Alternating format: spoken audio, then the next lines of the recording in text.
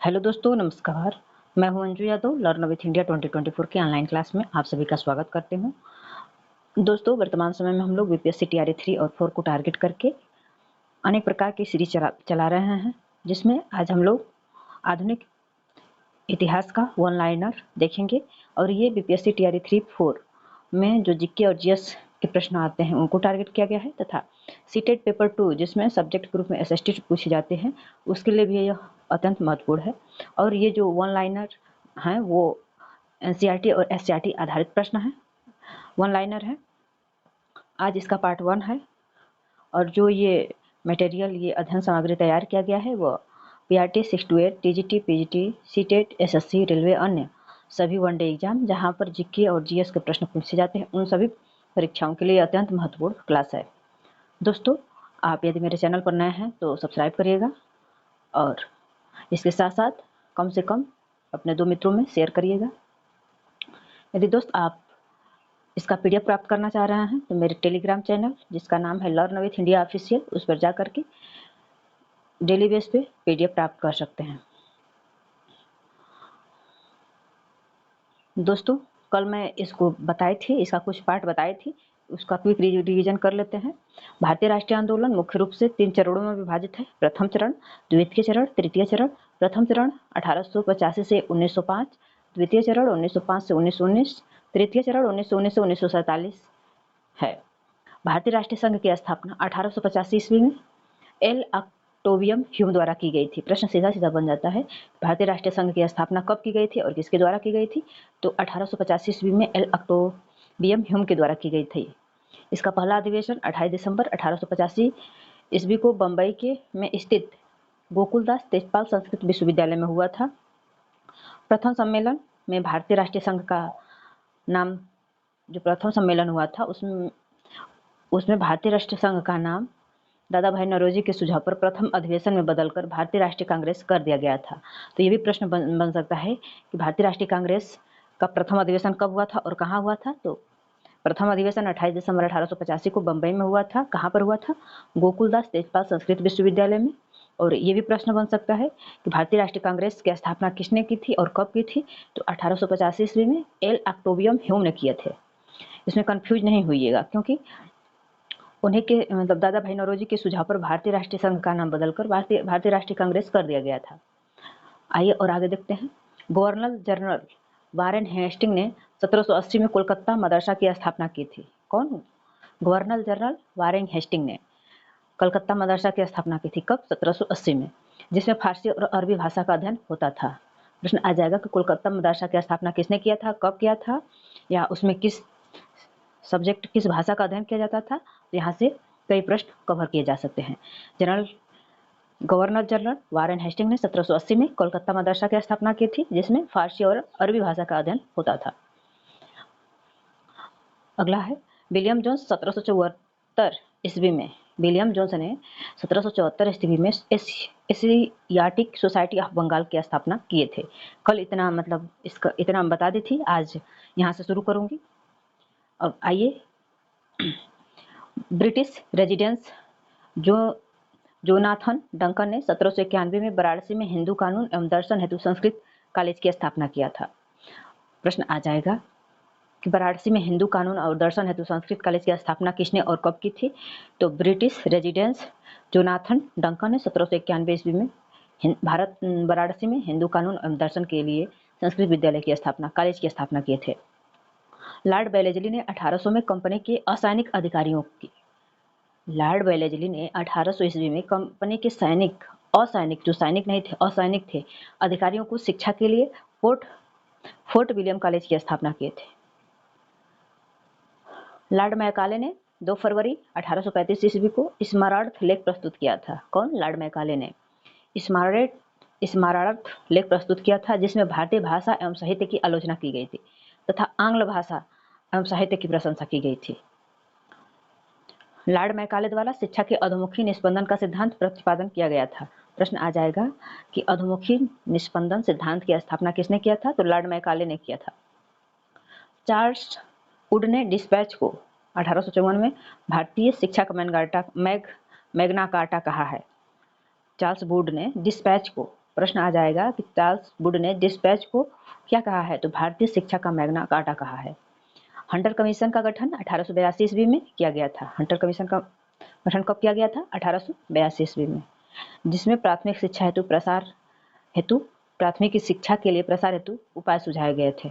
आ जाएगा कि Hunter commission का गठन कब किया गया था? तो 1882 ईस्वी में। इसमें किसके लिए उपाय सुझाया गया था? तो प्राथमिक शिक्षा के प्रसार हेतु। थॉमस रायले की अध्यक्षता में 1902 में विश्वविद्यालय आयोग का गठन किया गया था। विश्वविद्यालय आयोग का गठन कब किया गया था? 1902 में। किसकी अध्यक्षता में? थॉमस रायले की अध्यक्षता में।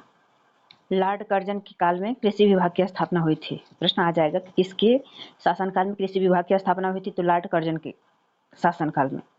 कोलकाता विश्वविद्यालय आयोग और सैंडलर आयोग का गठन 1917 में किया गया था। प्रश्न आ जाएगा कि कोलकाता विश्वविद्यालय आयोग तथा सैंडलर आयोग का गठन कब किया गया था? तो 1917 में किया गया था। महिलाओं के शिक्षा पर सरकारी स्तर पर पहली बार वुड डिस्पैच में व्यवस्था की गई थी। हंटर कमीशन और सैंडलर कमीशन की रिपोर्ट में स्त्री शिक्षा को बढ़ावा देने का सुझाव दिया गया था। आ जाएगा प्रश्न कि हंटर कमीशन और स्त्री शिक्षा का बढ़ावा, मतलब स्त्री शिक्षा को बढ़ावा देने का सुझाव किस कमीशन में आया था? हंटर कमीशन और सैंडलर कमीशन में। महिला शिक्षा की दिशा में प्रथम भारतीय प्रयास ब्रह्म समाज में किया गया था। महिला शिक्षा की दिशा में प्रथम प्रयास ब्रह्म समाज ने किया था। अगला पॉइंट है, भारत में भारतीय लोक सेवा आयोग का गठन कर्नवालिस ने किया था। किसने किया था? कर्नवालिस ने। इसलिए उसे भारतीय लोक सेवा आयोग का जनक कहा जाता है। किसको? लॉर्ड कर्नवालिस को।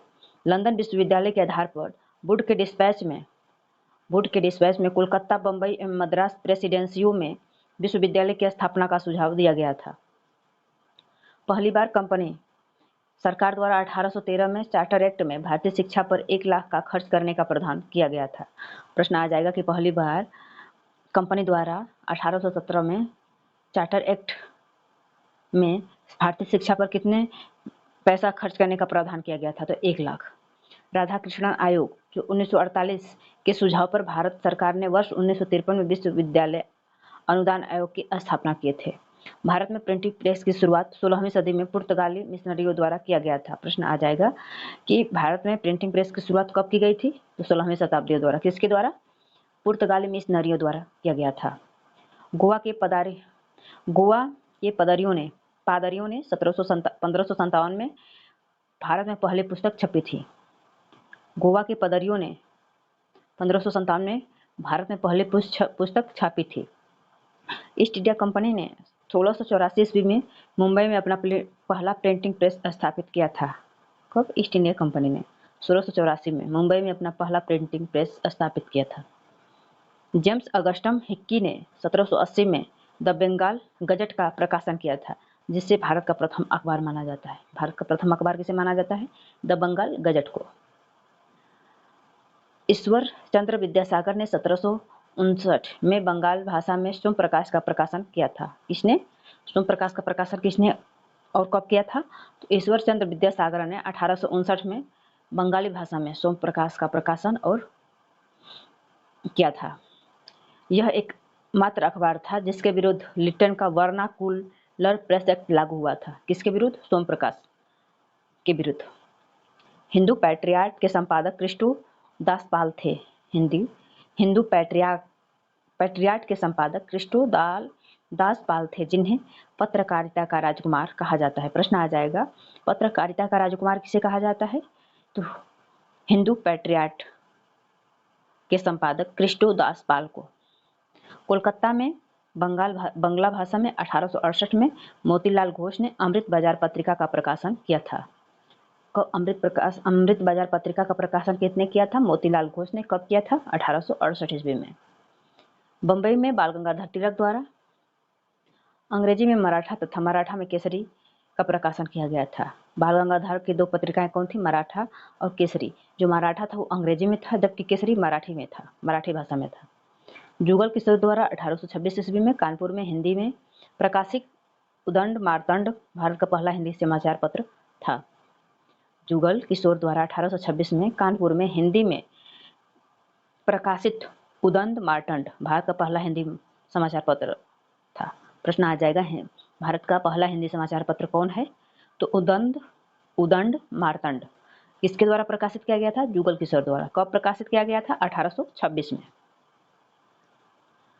तिलक ने 1893 ईस्वी में गणपति एवं 1895 ईस्वी में शिवाजी उत्सव मनाना प्रारंभ किया गया था। जो वर्तमान समय में गणपति उत्सव और शिवाजी उत्सव मनाया जा रहा है, उसको तिलक ने ही प्रारंभ किया था। गणपति को 1893 में और शिवाजी उत्सव को 1895 में तिलक द्वारा प्रारंभ किया गया था। वैलेंटाइन सिरोल ने बाल गंगाधर तिलक को भारतीय असंतोष का जनक कहा था। किसने?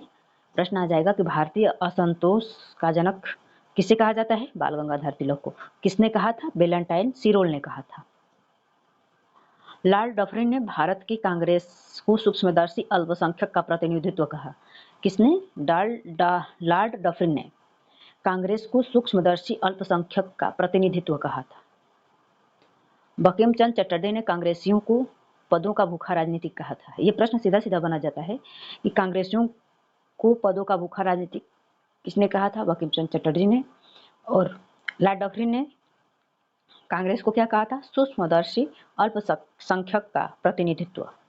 कर्जन ने क्या कहा था? कांग्रेस अपने पतन की ओर लड़खड़ाती हुई जा रही है। स्टेटमेंट दे देगा प्रश्न में कि कांग्रेस अपने पतन की ओर लड़खड़ाती हुई जा रही है। यह कथन किसका है?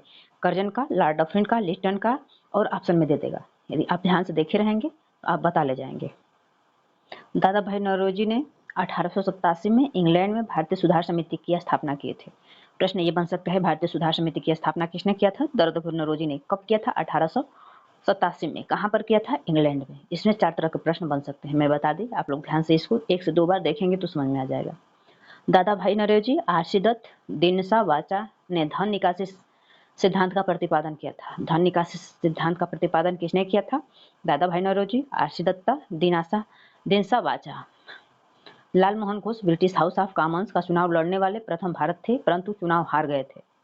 लाल Mohan Ghosh British House of Commons का चुनाव लड़ने वाले प्रथम भारतीय थे, परंतु चुनाव हार गए थे।